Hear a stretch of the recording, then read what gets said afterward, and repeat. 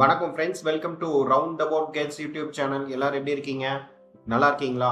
ஒவ்வொரு நாளும் ஒவ்வொரு கோயிலை பத்தி டீட்டெயிலா இந்த சேனல்ல பார்த்துட்டு வரோம். இன்னைக்கு நம்ம பார்க்க போற திருக்கோவில் கோயம்பேட்டில் உள்ள அருள்மிகு குறுங்காலீஸ்வரர் திருக்கோவில். இந்த கோயிலை பத்தி டீட்டெயிலா தெரிஞ்சுக்கலாமா?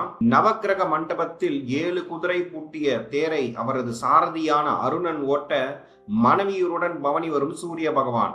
இத்தலத்தில் அம்பாள் இடது காலை முன்னோக்கி வைத்தபடி தன்னை வேண்டும் பக்தர்களுக்கு விரைந்து வந்து அருள் செய்ய காட்சி தருவது சிறப்பம்சம். தட்சிணாமூர்த்தி சுவாமி சன்னதியின் பின்புறத்தில் லிங்கோத்பவரின் இடது பக்கத்தில் இருக்கிறார். இத்தகைய அமைப்பை காண்பது அபூர்வம். பிற்காலத்தில் இத்தலத்து சிவலிங்கம் மணலால் மூடப்பட்டது. சோழ மன்னன் ஒருவன் இவ்வழியே தேரில் சென்றபோது சக்கரம் லிங்கம் மீது ஏறி ரத்தம் வெளிப்பட்டது. பயந்த மன்னன் பூமிக்கடியில் லிங்கம் இருந்ததைக் கண்டு கோவில் எழுப்பினான்.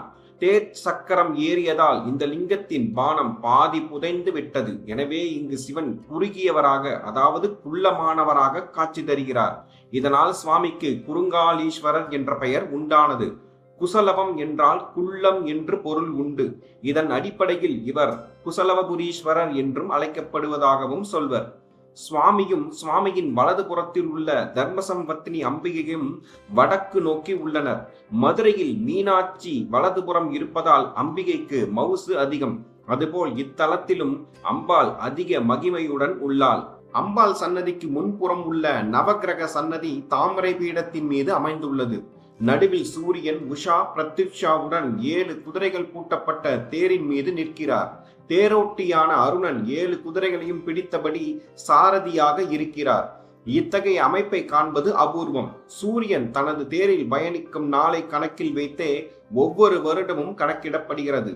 புத்தாண்டு மற்றும் பொங்கல் பிறக்கும் வேளையில் சூரிய பகவானை ரதத்தின் மீது, அதுவும் மனைவியருடன் இந்த கோலத்தில் தரிசனம் செய்வது விசேஷம். சித்திரை மாதம் ரத சப்தமியின் போதும் இவருக்கு விசேஷ வழிபாடு நடக்கிறது. நவக்கிரக சன்னதியின் தரைப்பகுதி மஞ்சள், கீழ்பீடம் வெள்ளை, தாமரை பீடம் சிவப்பு, ரதம் கருப்பு, தெய்வங்கள் பச்சை என பஞ்ச நிறத்தில் இருப்பது வித்தியாசமான தரிசனம். இக்கோவில் வடக்கு நோக்கி இருப்பதால் மோட்ச தலமாக கருதப்படுகிறது. பித்ருதோஷம் உள்ளவர்கள் குசலவ தீர்த்தத்தில் பரிகார பூஜைகளும் தர்ப்பணமும் செய்து கொள்கிறார்கள். பெற்றோருக்கு நீண்ட நாள் தர்ப்பணம் செய்யாதவர்கள், அவர்கள் மறைந்த திதி நட்சத்திரம் தெரியாதவர்கள் இங்கு எந்த நாளிலும் தர்ப்பணம் செய்யலாம். கோபுரத்துக்கு கீழே கபால பைரவர், வீரபத்திரர் இருக்கின்றனர். கோவிலுக்கு வெளியே உள்ள ஒரு தூணில் சரபேஸ்வரரின் சிற்பம் இருக்கிறது. ஞாயிற்றுக்கிழமை ராகு காலத்தில் இவருக்கு பூஜை நடக்கிறது. இவர் அருகில் அணையா தீபம் இருக்கிறது. லவகுசர்கள் கோ எனப்படும் அரசனாகிய ராமனின் குதிரைகளை அயம் என்னும் இரும்பு வேலியால் கட்டி வைத்த தலம் என்பதால் இத்தலம் கோயம்பேடு என பெயர் பெற்றது. பேடு என்றால் வேலி என பொருள். அருணகிரியார் இத்தலத்து முருகனை திருப்புகழில் பாடும்போது கோசை நகர் என்று குறிப்பிட்டுள்ளார். இக்கோவிலின் தல வரலாறை பார்ப்போம். அயோத்தியில் ராமபிரான் ஆட்சி பொறுப்பேற்ற பின்பு சீதையின் கற்பிற்கு களங்கம் உண்டாகும்படி சிலர் பேசினர்.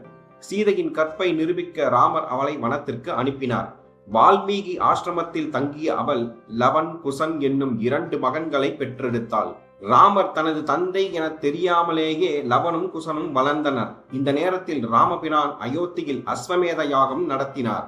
அங்கு வால்மீகி முனிவரின் உத்தரவின் பேரில் சென்ற லவனும் குசனும் மனைவி இல்லாமல் அஸ்வமேத யாகம் நடத்துவது சாஸ்திர விரோதம் என்பதாலும் சீதாவை காட்டுக்கு அனுப்பிவிட்டதை அறிந்தும் ராமபிரான் மீது கோபமடைந்து தாங்கள் வசித்த வனத்திற்கே திரும்பிவிட்டனர். அப்போது ஒரு யாக குதிரை லவனும் குசனும் வசித்த பகுதிக்கு வந்தது. அவர்கள் அவற்றை கட்டி போட்டு விட்டனர். குதிரையுடன் வந்த சத்ருகனன் குதிரையை விடுவிக்கச் சொல்லியும் அவர்கள் கேட்கவில்லை. அவனுடன் போரிட்டு வென்றதோடு குதிரையை மீட்க வந்த லக்ஷ்மணருடன் போரிட்டு வென்றனர். இவர்களை தேடி ராமனும் இங்கு வந்தார். இதனை அறிந்த வால்மீகி லவகுசர்களிடம் ராமனே அவர்களது தந்தை என்பதையும் அவர்களது அன்னையே சீதை என்பதையும், எந்த சூழ்நிலையில் சீதாதேவியை ராமபிரான் காட்டுக்கு அனுப்பினார் என்பதையும் விளக்கினார். இருப்பினும் தந்தையை எதிர்த்ததால் லவகுசருக்கு பித்ருதோஷம் பிடித்தது. வால்மீகியின் ஆலோசனைப்படி இத்தலத்தில் சிவனை வேண்டி தவமிருந்து தோஷம் நீங்க பெற்றனர். சுவாமிக்கு குசலவபுரீஸ்வரர் என்று பெயர் சூட்டப்பட்டது. இக்கோவிலின் மூலவர் குறுங்காலீஸ்வரர் குசலவபுரீஸ்வரர், தாயார் தர்மசம்வர்த்தினி, தீர்த்தம் குசலவர் தீர்த்தம். கோவில் திறந்திருக்கும் நேரம் காலை 5:30 முதல் 12 மணி வரை, மாலை 4:30 முதல் இரவு 8:30 வரை திறந்திருக்கும். இக்கோவில் கோயம்பேடு பஸ் ஸ்டாண்டில் இருந்து 1 கிலோமீட்டர் தொலைவில் அமைந்துள்ளது. அருகில் உள்ள ரயில் நிலையம் கிண்டி எழும்பூர், அருகில் உள்ள விமான நிலையம் சென்னை மீனம்பாக்கம். மீண்டும் ஒரு நல்ல பதிவில் உங்களை சந்திக்கிறேன். இந்த வீடியோ உங்களுக்கு பிடித்திருந்தால் லைக், ஷேர், சப்ஸ்கிரைப், கமெண்ட் செக்ஷனில் கமெண்ட் செய்யவும். நன்றி, வணக்கம்.